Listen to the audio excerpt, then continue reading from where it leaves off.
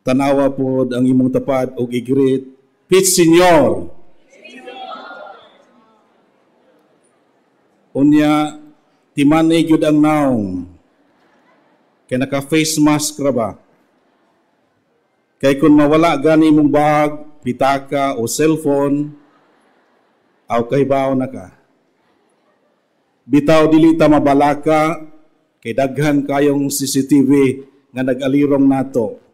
Napagyod mga security guards, mga police, mga volunteers, di gud ta angay mabalaka. Gawas pod niya na ang tinuod nga nibuto ni Senyor Santo Niño dili manghilabot. Tinuod? Ang tinuod nga nibuto ni Senyor Santo Niño dili magbuhat og dautan. Tinuod? Dili mamakak. Tinuod? Nagkagamay man. Nagkahinay. Dili palaway. Tinuod? Dili palautang. Tinuod? Wa na gyud. Naminaw kaninyo ang batang Jesus. Karaghanan siguro naningkamot in taon. Ang uban moingon kalaay, hay kakapoy, may pangmatay. Let us be guided by the word peace. Makalibog na ba usahay kung mag-in-English natang mga Bisaya. Kay dihabi ito ni Ingon, sayang kauban Ingon, batay bay, nawala ko pagsud nako sa inyong subdivision kay pagsulod pa nako dihay peace 1. Unya, pagliko pa nako sa tuo, pisto na dayto. Unya nagpuyo man day ka sa pistre. Istrikto pagyud kayo ang gwardiya kay dili na mapasudlon kung wa kay peace mask o peace shield. Ambot lang ka og face og peace pareha ra tingali. But ingon sa Wikipedia or Google, peace means to bind together, to join, to weave together. It means that the person is bound, woven, and joined together with themselves, with God, and with others. There is connectedness between God, ourselves, and others. Peace is not just absence of war. Siguro ato tas minteryo, siguro wa gyoy gubat ito. Kaya mga matay, di naman makasulti. But peace is a relationship of the living well together. It is strong and lasting, based on respect, serenity, cordiality, and mutual understanding among people. Ug ang atong Santo Niño may tinubdan or source niya ng kalinaw o panagdait. If ang kung sugyot kaninyo ato kinihuptan kining mga musunod. Kay usahay makahinundom lang kita kung adunay problema. Musangpit lang ta kung adunay mga krisis. Mutawag kaniya kung adunay sakit. Moduol lang sa panahon sa pandemic. Apan sa kahamugaway o nagani makalimot na kita kaniya. We are invited sa kanunay gyud modangop kaniya. Ang atong pangutana, mugahain ba kita og oras sa panahon in order to nurture our relationship with Him? Gani sa ato bang pagsimba, dili baka kita kanunay magtan-aw sa orasan? O gani ang uban magduka-duka pa? Ningon sila, unsaon kuno, unsay sikreto aron dili magduka? Kay bawo mo? Ingon sila, kinahanglan maligo sa dili pa mo simba. Kung kanang inyong tapad, nagduka-duka na, o unsay kay sign. O ang atong relasyon sa Ginoo, especially during those time of pandemic, naadol ba kita kaniya o nahilayo ba kita hinoon? Dili unta mahitabo nga kita buutan o anghel lang sa simbahan apan iguli na sa balay mga himo na kitang panulay.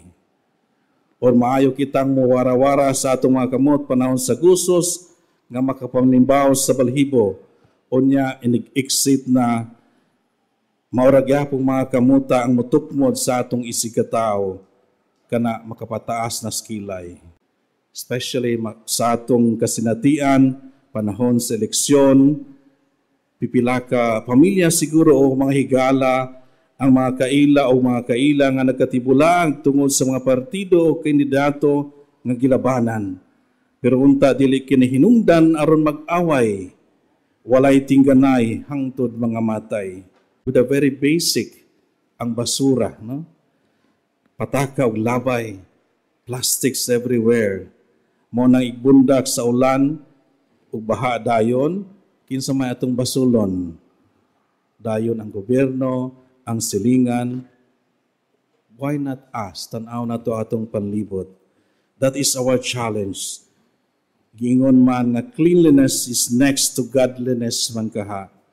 Tan-awon bitaw nato, igbiya nato sa Basilica, sa Pilgrim Center o sa mga kadalanan, wala ba'y basura ang atong ibilin. That is already care of creation. Pagkanindot usahay na makadungog ta sa mga moto, madto tag supermarket, maingon dayon sila, happy to serve. Ang uban, willing to serve, ready to serve.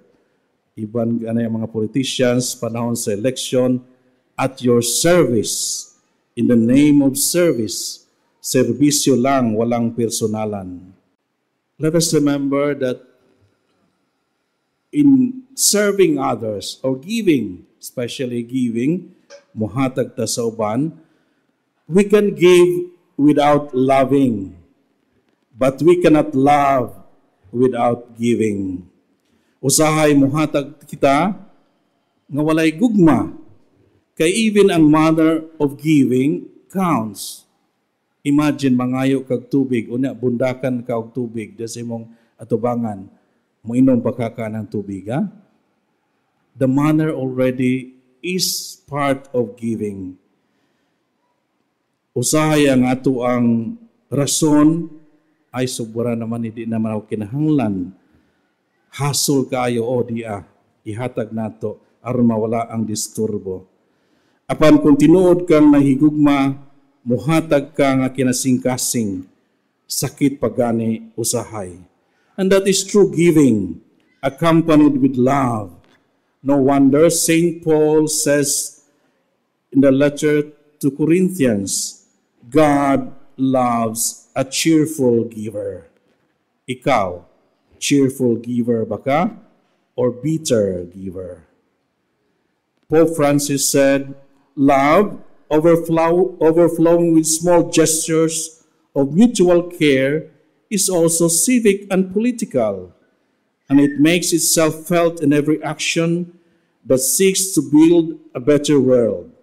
Love for society and commitment to the common good are outstanding expressions of a charity which affects not only relationships between individuals, but also macro relationships, social, economic, and political ones.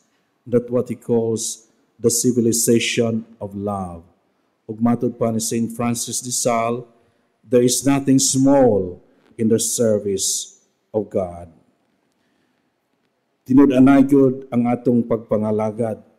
Dili lang nga ato ang because of personal gain. Kay usahay ra ba, dili nato kalikayan nga malagad kita tungod sa compensation nga atong madawat. But the joy, enthusiasm, and eagerness of serving is already a recompense. So sa atong pagpangalagad, kung ikaw nagluya, muduol ta kaniya. Kung kita gikapoy sa pagpanginabuhi, andam sa Jesus, mudasig kanato. So may Mary, the mother of Santo Niño, intercede for us in attaining peace in our personal relationship with God, encounter with others, acceptance of oneself, others, and God, the care of creation, and our eagerness to serve one another. Viva Pete Senior!